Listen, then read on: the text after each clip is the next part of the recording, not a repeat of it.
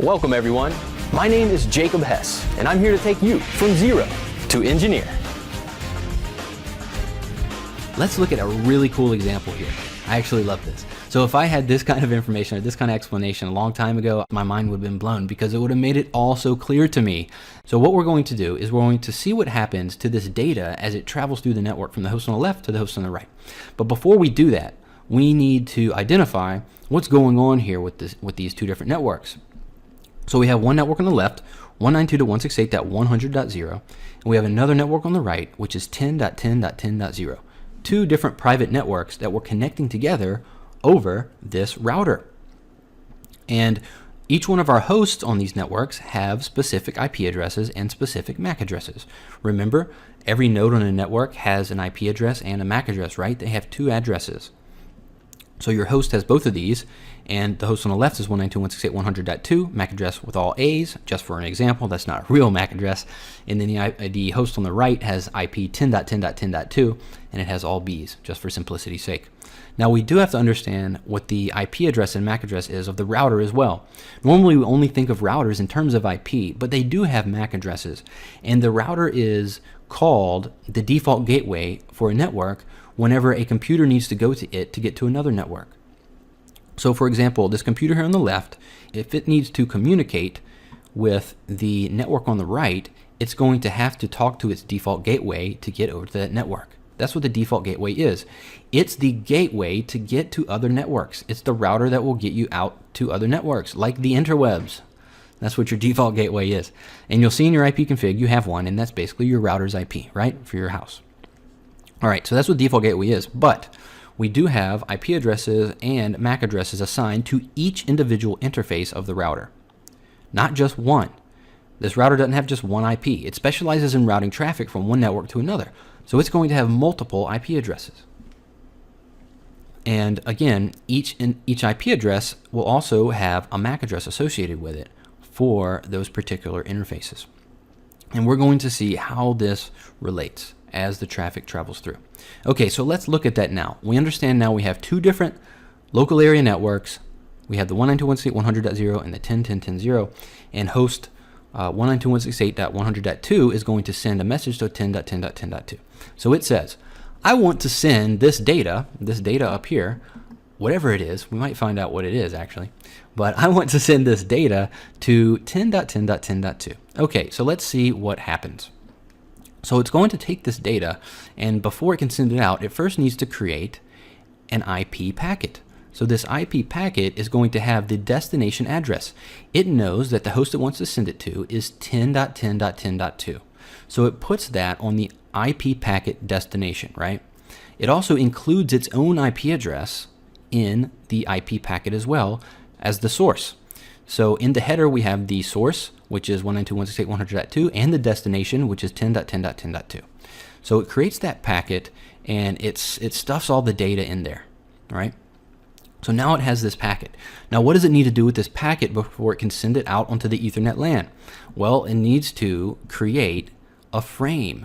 So it creates a frame, and it's going to put the MAC information, right? It's going to put the destination MAC address. Well, what is the destination MAC address going to be? It actually doesn't know the MAC address of this computer 10.10.10.2 because it's on a different network. It only knows the MAC addresses of computers on its local network. But what it does have is a default gateway, and this computer knows the MAC address of its default gateway. See, this gig00 interface here has a MAC address of all C's. So it's going to actually put a destination MAC address on the MAC header of this frame as all C's here, so that it will actually get to the default gateway. And it knows to do this because it knows its default gateway is this address, and it knows its MAC. All right, so it knows this information. So it has this frame, and it's putting the addressing information on it, and now it has this packet as well, and it stuffs the packet into the frame, right? So now we just have a frame. Took the data, put it into the packet, then we took the packet, put it into the frame. Just like we talked about before, but we're excluding the TCP part for simplicity purposes. We're just saying that it's already happened. We're just going from data to packet to frame. All right, so we've stuffed it all in there, and now, since we have a destination MAC address of all C's to the default gateway, we're going to see how it actually gets there. So the computer sends it out onto the LAN, and it goes to the switch. Now the switch actually takes that frame and looks at it, and it opens up the header and it says, oh, I see CC, CC, CC, CC, CC, CC as the destination MAC address. So I'm just going to go ahead and send it out of my port that is connected to that MAC address, because remember, it has a table. It knows exactly where this router is connected. So it sends it out the port that's connected to that router. Boom, it makes it to the router. Then the router goes, oh, I have some information here. Let me go ahead and look at that. And it takes the frame. It analyzes the frame's MAC header. It says, oh, that frame's MAC header is CC, CC, CC, CC, CC, CC. See? And it knows, oh, this frame is for me. So let me open this up further. So it opens it up further, and what it finds is the IP packet, right? And now it looks at the packet header information, and it sees that the destination IP in the IP packet header is 10.10.10.2. And it says, oh, okay, well, let's see. I know where that is. So then it takes that packet. It doesn't change the destination IP address. It leaves that the same. And it puts it back into a frame. And on this new frame, it's a brand new frame, what it does is it changes the MAC address header to all Bs, BB, BB, BB, BB, BB, BB, so that it can be sent off to the host. And then it says, all right, got the frame repackaged, and I'm sending it off to the host. And it sends it out to the network. Then it makes it to the switch. The switch then has a look at that frame as well. It says, oh, let's see. The frame header is BB, BB, BB, BB, BB.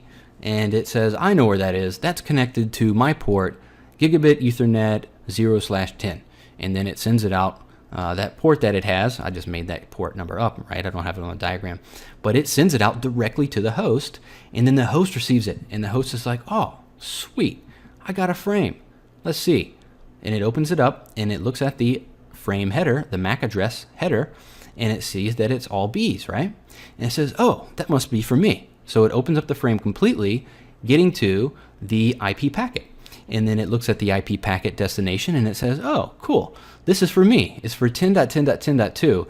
And it came from 192.168.100.2, my buddy over there. All right, this must have something interesting in it. So then it takes the data out of that packet, and it can then analyze it. Now, what does it do with the packet and frame now? Well, it destroys those things, and it just is left with the data. And now we can say, let me go ahead and take this data and figure out what it means. And it'll run it through its applications or whatever the data was meant to go through. In this case, it was a JPEG image of a flying cat. A flying cat. Why do people keep sending me images of cats from the interwebs? I don't know. But that did make me laugh. So thank you, 192.168.100.2. I appreciate the message. And that's how it works, guys. That's how packets go to frames, which go to packets again, which go to frames again, which sometimes go to packets again, and then go to frames again, and then get decapsulated by the host eventually, where it can pull the data out and find that really cool picture of the flying cat. So that is how the communication actually works. Jacob Hess here. Thank you guys for viewing the video. I hope you really enjoyed it. And I'd also like to remind you that if you're truly serious about your career in information technology, be sure to check out our Career Blueprint and Engineer Training Program at www.zerotoengineer.com.